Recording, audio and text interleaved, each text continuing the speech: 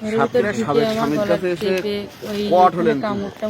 5 বছরের বিবাহিত জীবনে ডিভোর্স হয়েছে মাত্র 6-7 বার, তাও আবার ডিভোর্স দিয়েছে ওই নারীর পক্ষ থেকে। সর্বশেষ ডিভোর্স দিয়েছে গত 2-3 মাস আগে। ডিভোর্সের পরেও আজ 19শে জানুয়ারি আবারও এসেছে সাবেক স্ত্রীর কাছে, এসেই কট আর খেয়েছে গণধোলাই। এই যুবকের নাম লাবিব হোসেন, সে সাতক্ষীরা কাটিয়া কাস্টমস মোড় আমতলা এলাকার নাজমুল হোসেনের ছেলে।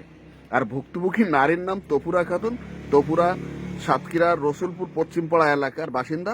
এই লাবিবের সাথে বিয়ের আগেই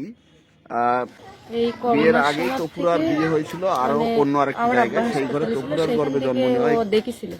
সেখান থেকে ও আমার সঙ্গে কিছু হয়ে লেগেছিল। তখন আমার একটা ছেলে ছিল বলে আমি ওর কোনো প্রকারে বিয়ে করতে রাজি হই। সেখান থেকে হুমকি হামকি ব্ল্যাকমেল, সেখান থেকে মারা ধরা, সেখান থেকে আসে এই প্রায় 5-6 বছর ধরে সেখান থেকেই অত্যাচারের উপরে। এর আগে বহুতবার বিয়েও হয়েছে, বহুতবার আমি এই অত্যাচারের কষ্ট ঠেলা না সহ্য করতে পারি আমি ওর পরে প্রায় 6-7 বারের মতো ডিভাই। ওর হাতেতে বাঁচার জন্য বহুত জায়গায় নিয়ে নিয়ে ওরকম আটকায় রাখে, মারধর করে, বহুত রকমের নির্যাতন করে। তারপরেও আমি ওখান থেকে পালাই আসি। পালাই আসার পরেও এইখানে এসে মামলা হয়েছিল, এই নাকে কামড় মেরে ছিঁড়ে নেওয়ার পরে আমার মামলা হয়েছিল। মামলা হওয়ার পরের থেকে ও আমার মানে কোনো প্রকারে আমারও বাঁচতে দেয়।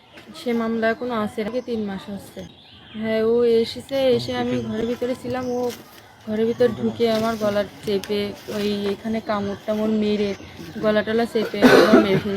তখন তাড়াতাড়ি করে আমি ঘরে ওর তালা মেরে বাইরে মানে দৌড় মারিছি। মারার পরে ও আবার ওই দরজার ফাঁক দিয়ে বাইরে বেরোইছে। তারপর ওই ঘটনা ওই রুগীর কাছে শুনলি বলি দিবেন, আমরা বলতেছি ওই একটু আগে শুনলাম বলতে আমার মারি তুই গরুকে ওই মেয়ে বল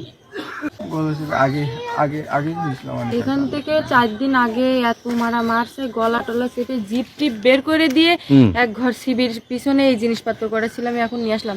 ওখানে মানে পাঁচিলের ভিতরে কোনো বাড়িঘর নেই, ওই ঘরের ভিতরে নিয়ে যে ওখানে একটা মানুষ নেই, আমার একদম মেরেই ফেলাছিল। 2 মিনিটের জন্য শুধু আমি বেঁচে গেছি, আমার জিপ পর্যন্ত যাতে আমার জীবনে না আসতে পারে আর ও আমার আশেপাশে না আসতে পারে, আর ওর একটা ভালো রকম শিক্ষা হোক, বিচার হোক।